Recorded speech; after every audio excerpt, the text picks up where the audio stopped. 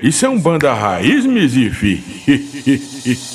Fala, família! Seja bem-vindo a mais um episódio do podcast Umbanda Raiz. Hoje estou aqui com meu co-host Rafa. Fala, pessoal, tudo certo? Vamos aí para mais um assunto com bastante profundidade aí. Hoje o negócio tá bom aqui, viu? E o nosso entrevistado de sempre, mestre, é o cara que te dá conselho aqui nesse podcast, Tigur. Fala, meu Fluminense carioca, meu genro, querido coração que Jesus mandou para mim, Breno Menezes, Rafa Mendes, estamos aqui para dar palpite na vida dos outros, né? Eu fui preparado nessa vida para dar palpite. E detalhe, o que você ouvir do que eu falar e não for bom para você, dispensa. Ouça só aquilo que encaixar do que você precisa para modificar a sua vida e deixar de ser mais um cego caminhando por esse planeta Terra maravilhoso, cheio de cachoeira, praia, de coisas boas e de pessoas boas que nós vamos conhecer. Vamos lá, o que vocês têm para mim hoje, hein? Vamos ver se eu estou preparado. Bora lá, Rafa. Acho que o Rafa já tem uma pergunta logo de cara aqui, polêmica para nós. Então, vamos para a pergunta do podcast dessa vez. Vai ser sobre vidas passadas e o apego ao presente. Hugo, o que você pode dizer aí para a gente? Como identificar, às vezes, alguns problemas ou coisas que já vêm de outras vidas aí e para a gente poder mudar e melhorar o que a gente veio fazer aí. E eu diria um pouco mais também. Como eu sei como foi a minha vida passada? Tem como eu saber? Eu já ouvi falar algumas coisas sobre regressão, etc. O que é isso? Eu já falei para você sobre sua vida passada, né? Meu egípcio preferido, né?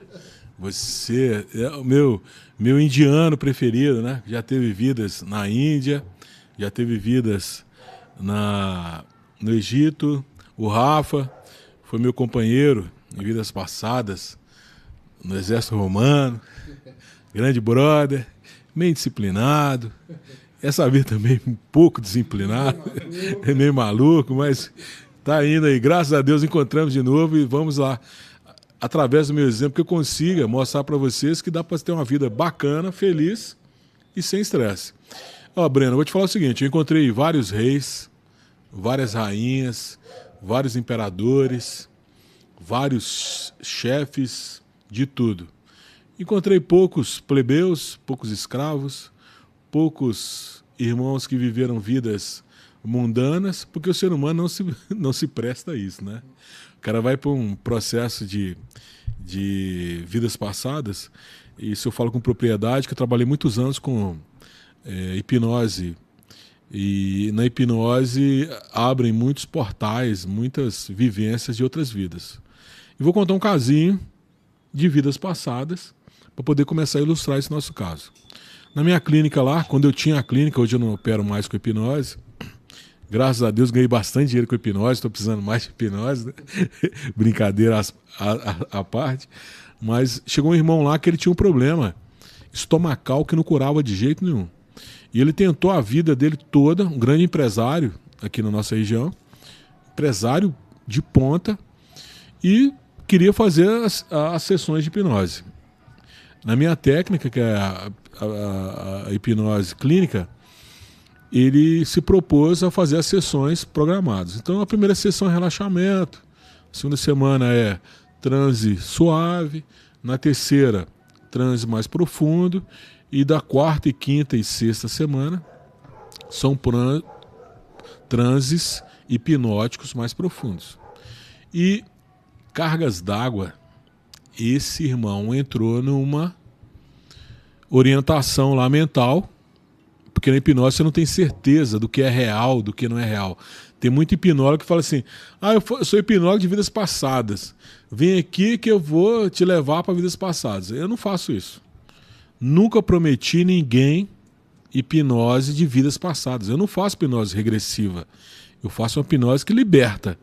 E às vezes a pessoa revisita questões do passado que são interessantes. Ou seja, dentro desses momentos, há alguns que há regressão. Sim, com datas, momentos e nomes que que depois você vai pesquisar no nosso grande mestre aí, o Gugu, né, que é o Google, e tá lá, o que o cara falou tá lá naquele negócio.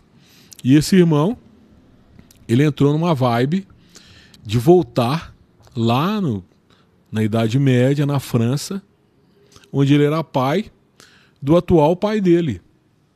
E ele viu ele fazendo com o pai dele o que o pai dele fazia com ele e fez com ele nessa vida, e trouxe vários danos psíquicos profundos. O principal deles é um cara rico, multimilionário, tanto é que ele não quis criar comigo nenhuma ligação afetiva, de amizade, nem nada. Ele falou assim, ó, você não vai participar do meu meio, porque o meu meio não vai te aceitar. Então, tipo assim, eu não quero ser seu amigo, não quero estar com você, vai ser esse processo, você pode colocar o preço que você quiser, que eu quero só que você me trate, porque é uma pessoa que você tratou, teve bons efeitos em relação a isso. E eu tenho uma dor no estômago que não cura de jeito nenhum, eu não consigo digerir as coisas. Se eu comer um morango, ou se eu beber um copo d'água, meu estômago, ele vira uma catástrofe.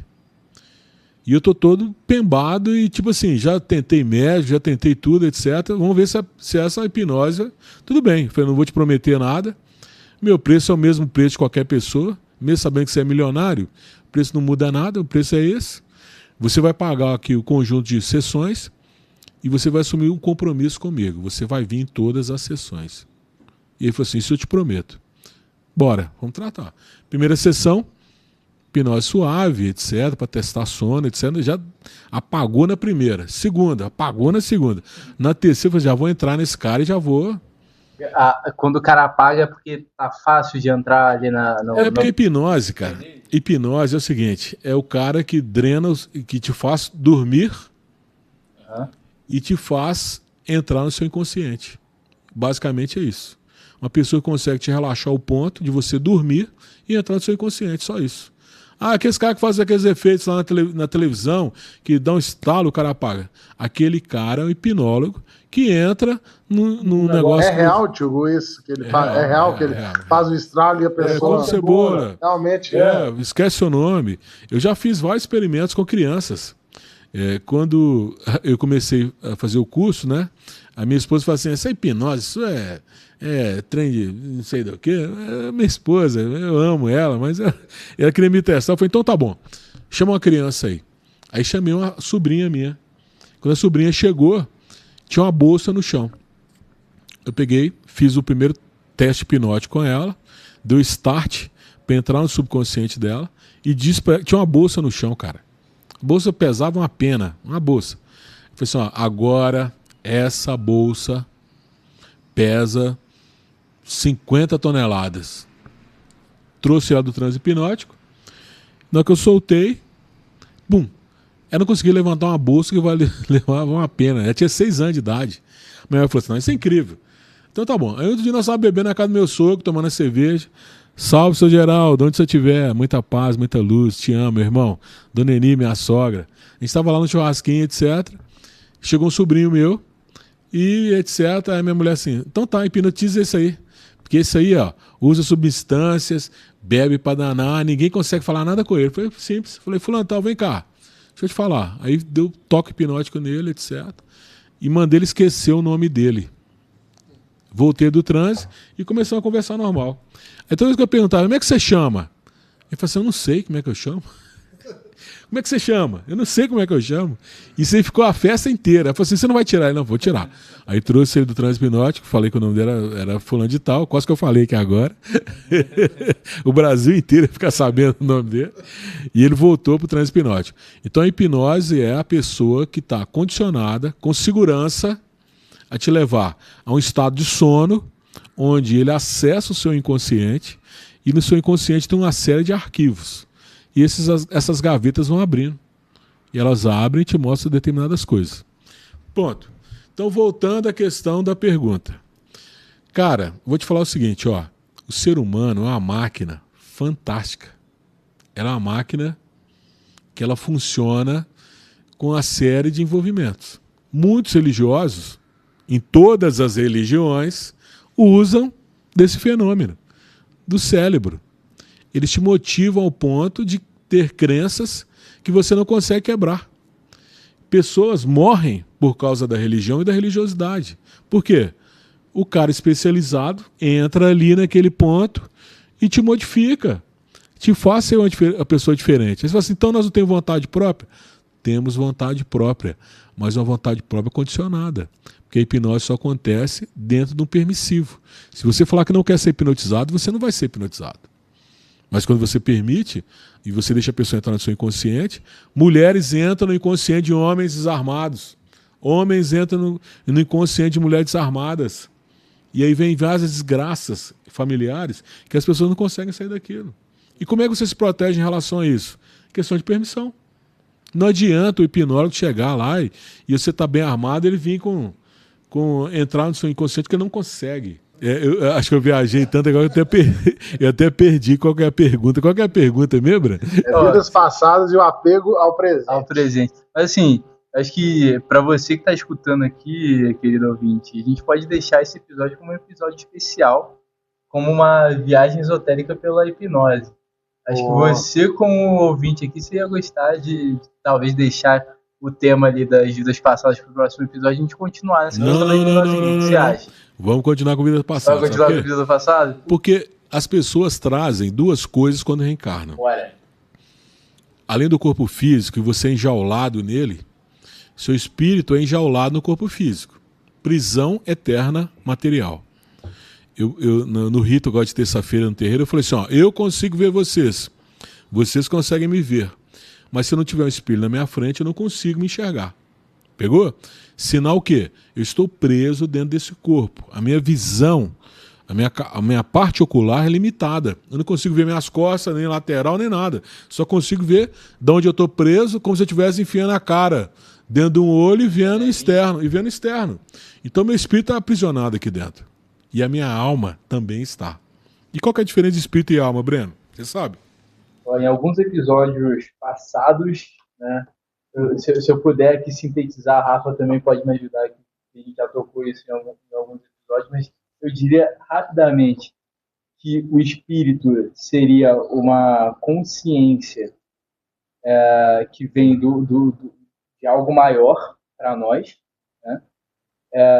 E de outras vidas, etc. E a alma, ela seria algo que faz a ponte entre essa consciência maior e o corpo atual que a gente está vivendo. E aí ela tem informações de vidas passadas, mas ao mesmo tempo ela tem os nossos desejos, anseios, frustrações, etc., guardadas ali nela. Tá certo? Concorda, Rafa?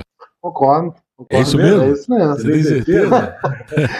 Vamos lá. É isso mesmo, Breno. Pô, eu tô formando discípulos nesse podcast. É isso mesmo. Eu e o Breno aqui, a gente era cru, nós vamos sair desse podcast aqui, não fiquei sabendo. Mestres de Umbanda. É realmente é isso mesmo. A alma é que traz a carga de vidas passadas. É ela que traz a experiência do poderoso, do menos poderoso, do harmônico, do desarmônico. É a alma que manifesta as questões do espírito, porque o espírito ele está preso e ele está cagando. Perdão, pode falar isso aqui no podcast? O espírito tá, podcast deixa o público decidir. Né? O espírito está andando para a questão do corpo. O espírito está naquela frequência assim, estou encavernado, estou preso, então seguir a missão até que eu consiga vencer essas etapas de não usar mais corpo material e viver numa outra frequência em corpo emocional, e viver numa outra frequência em corpo mental, e viver numa frequência maior depois sem nenhum corpo. Só existência de luz. Isso é bilhões e bilhões de anos. E tipo assim, quando você reencarna, Breno, você traz uma série de frequências de vidas passadas. E ela se manifesta através do anima.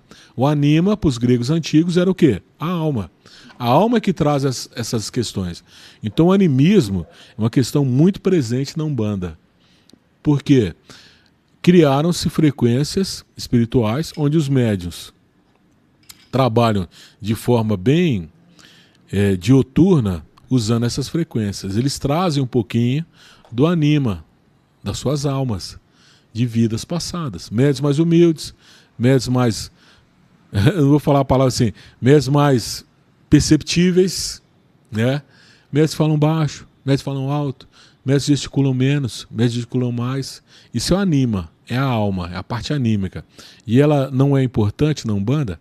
Ela é super importante, porque ela denota o grau que você traz de vidas passadas. Então o mestre de Umbanda hoje ajustado, quando ele tem um médium no terreiro, ele olha muito essa questão da forma como o médium manifesta no terreiro.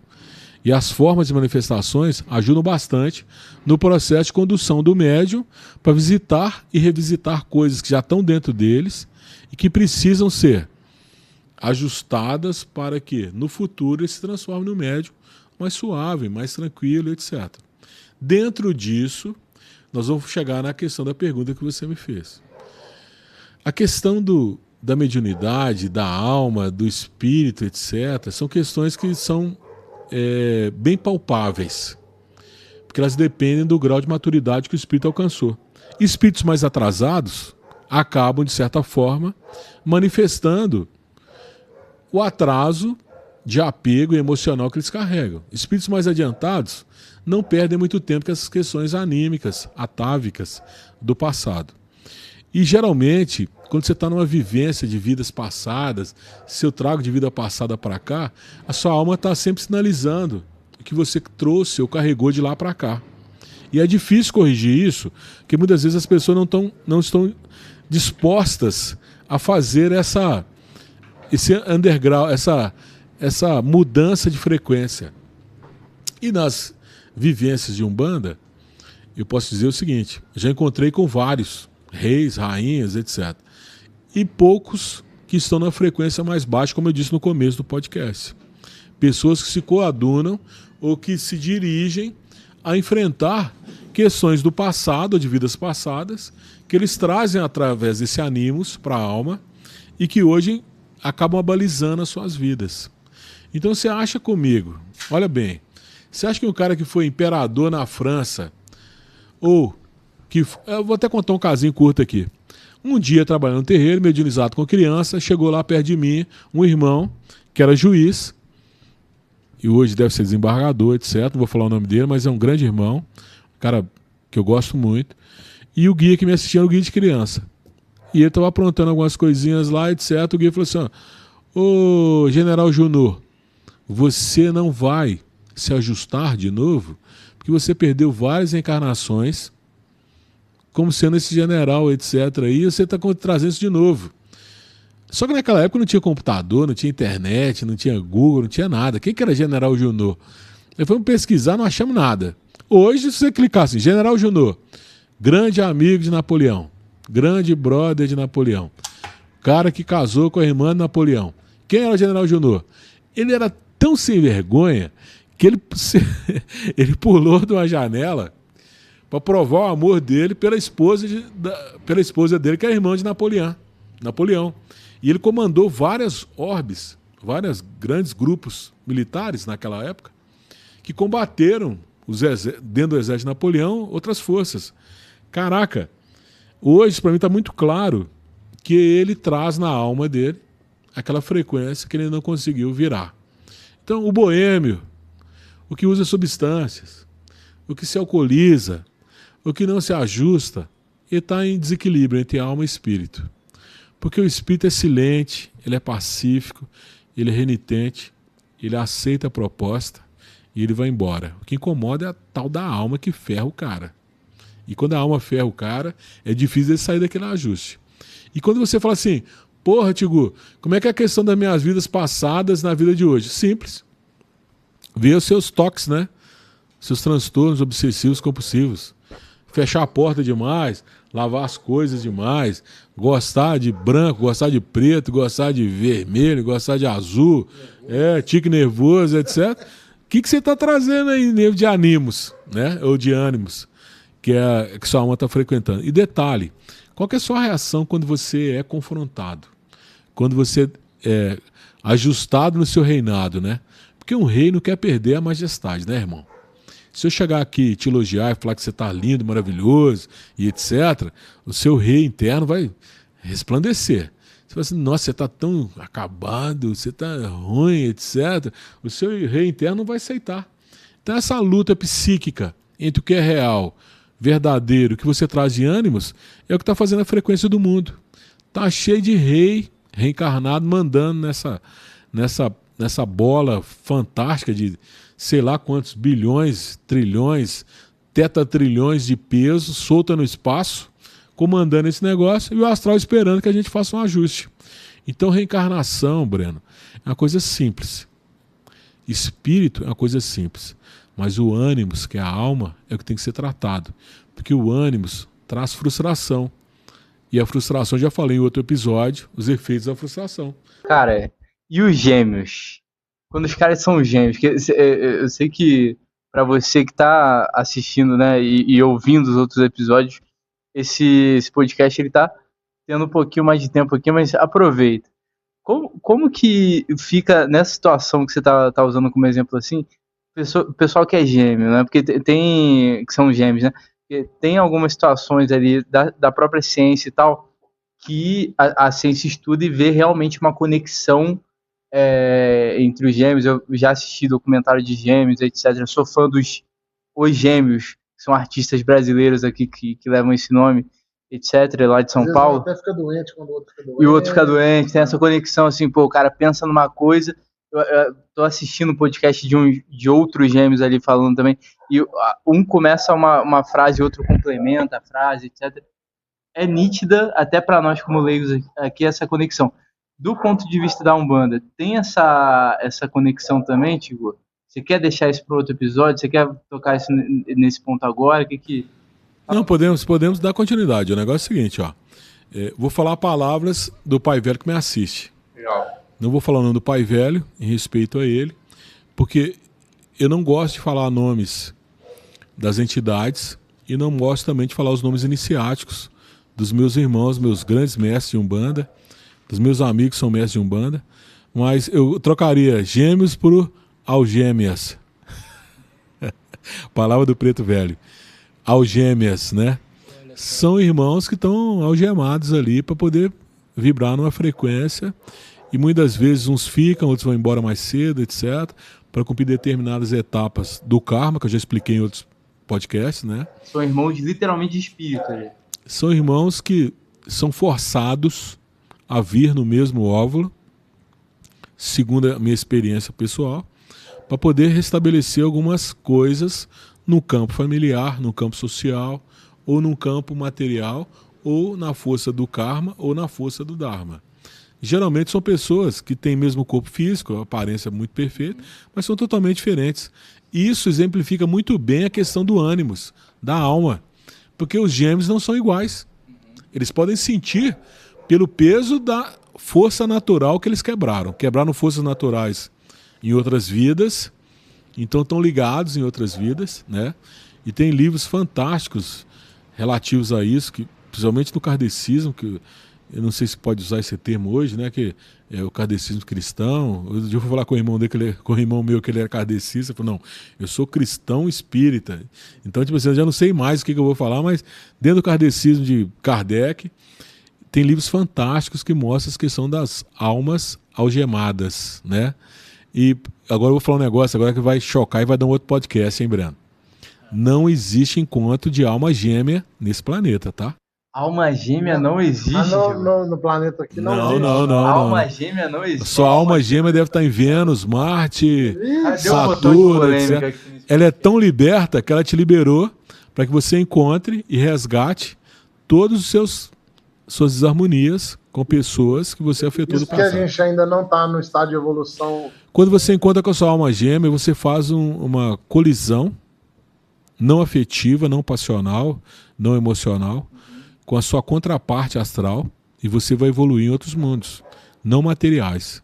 Mas você vai dar um podcast fantástico. Vamos pro próximo, então esse é o tema do próximo. Fechou, galera! Beijo, abraço, saravá fraternal a todos. E aí, Breno, fechamos? Fechamos.